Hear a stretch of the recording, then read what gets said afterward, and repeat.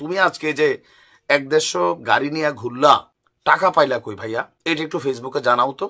এরপরে আমরা দেখলাম সার্জিস আলম, তিনি তার একটি স্টেটাসে দীর্ঘ একটা বক্তব্য দিয়েছেন যে আপা কি কোন, আপনি কি কোন, চেহারা দেখে গরিব বনলে কি আমি গরিব? দাদায় যেটা রাখা গেছে গাড়ি তো কি কোন, হেলিকপ্টারের বন্যা বসায় দেওয়া যাবে। ভাবি অনেকে এক্সাইটেড করে, শোনো মাটির ব্যাংকটা বাংছি আর বাইন্দর গোটার ভিতরে একটা বাঁশের খুঁড়ি আছে, এটার ভিতরে আর একটা ব্যাংক বানাইছি, দোনোটা খুললা বাইঙ্গা যা হয় তোমার দিয়া দেবো। একটা হেলিকপ্টার ছাড়া তুমি আসবা? তুমি মুসলিমের বউয়ের একটা ব্লুটুথ দেবর শোডাউন দেখাইতে হবে, জাতি এটা ছাড়া খায় না।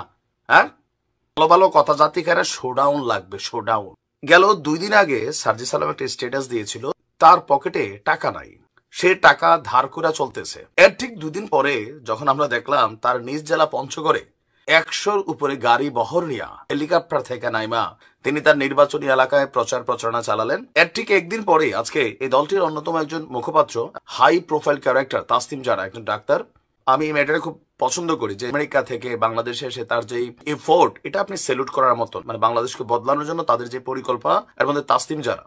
তো সার্জিসের এই বিশাল আয়োজন দেখা অপরদিকে হান্নান মাসুদ আবার আজকে হুন্ডা মুন্ডা লয়ে ওইলান করে ফেলছে, পরবর্তী নিউজে জানাবো। যারা বললো যে তোমার 2 দিন আগের পোস্টটা দেখা আমরা ভাবছিলাম যে এমনই তো হওয়া উচিত, স্বচ্ছতার জায়গাটা। তো তুমি আজকে যে 1-150 গাড়ি নিয়ে ঘুরলা, টাকা পাইলা কই ভাইয়া? এটা একটু ফেসবুকে জানাও তো। এরপরে আমরা দেখলাম সার্জিস আলম, তিনি তার একটি স্টেটাসে দীর্ঘ একটা বক্তব্য দিয়েছেন যে আপা কি কোন, আপনি কি কোন, চেহারা দেখে গরিব বনলে কি আমি গরিব? দাদায় যেটা রাখা গেছে গাড়ি তো কি কোন, হেলিকপ্টারের বন্যা বসায় দেওয়া যাবে। মানে সার্জিসের বক্তব্য হচ্ছে পৈতৃক সূত্রে সে তার দাদার থেকে এত সম্পত্তি পাইছে যেটা দিয়ে একটা ইলেকশন করে ফেলা যায়। এত গরিব না যতটা আপনারা মনে করতেছেন যে পোলাপান টাকা পায় কই না পায় কই। সার্জিসের বক্তব্য হচ্ছে যে বিশাল, এখানে বাংলাদেশের জনগণের মেন্টালিটি, জনগণের পারসেপশন, খাওয়া, ভোটের আগে পরে নগদ ক্যাশ, এই বিষয়গুলো সার্জিস বোঝে। দীর্ঘদিন ছাত্রলীগের রাজনীতি করছে না, করছে, পোলাটা কিন্তু যথেষ্ট ব্লুটুথ আগে থেকেই। ছাত্রলীগ যখন করছে আপনি দেখেন সার্জিস যেই লেভেলে গিয়ে বিট করে আসছে, যে লেভেলে মন্ত্রী এমপি লেভেলে, এটা কিন্তু সবাই পারে নাই। সো জাতীয় নাগরিক পার্টির দায়িত্ব পাওয়ার পর সে কিন্তু এখন ওই লেভেলেই বিট করছে। তার এই মানে তাসলিম জারার এই প্রশ্নের জবাবে সার্জিস বলছে যে তার ফ্যামিলি যথেষ্ট সচ্ছল, আর এই 100 গাড়ির হিসাব সে দিছে শুভাকাঙ্ক্ষী। আমার থাকলে জানায় আর কি 2-1টা হেলিকপ্টার দেশে খুব শখ, ফেসবুকে দেখি যে ঢাকা থেকে হেলিকপ্টারে চলে যায় অনেক প্রবাসী।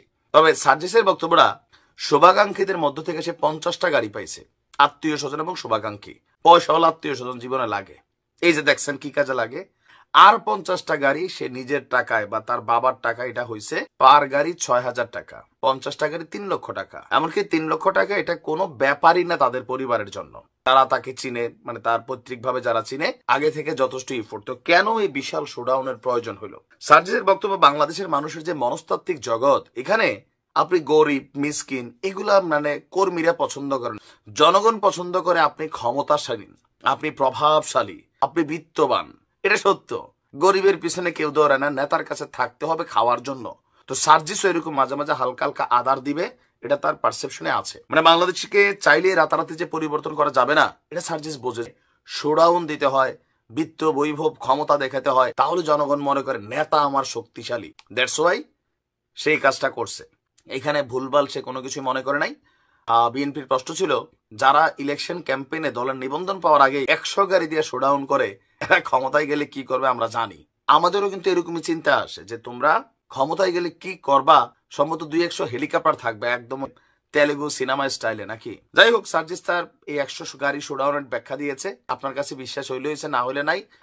কেউ কেউ বলছেন এটা আবার জাতীয় নাগরিক পার্টির আর একটা নতুন নাটক, যে সার্জিস এটা করছে, জনগণের মধ্যে প্রশ্ন আসছে। তাসলিম যারা আবার এই প্রশ্নটা করে বুঝাইছেন আমার দলের মধ্যে জবাবদিহিতা আছে, স্বচ্ছতা থাকতে হবে, আমরা দল খুব সুন্দরভাবে পরিচালনা করি, এখানে আমাদের আয়ের উৎস সম্পর্কে আমাদেরকে জানাইতে হবে। দ্যাটস ওয়াই তাসলিম যারা ফেসবুকে বিষয়টা লেখছেন, সার্জিসের ইনবক্সে প্রশ্ন না করে। মানে রাজনীতি কে যে কার সাথে করতেছে সেটাই বুঝতেছি না।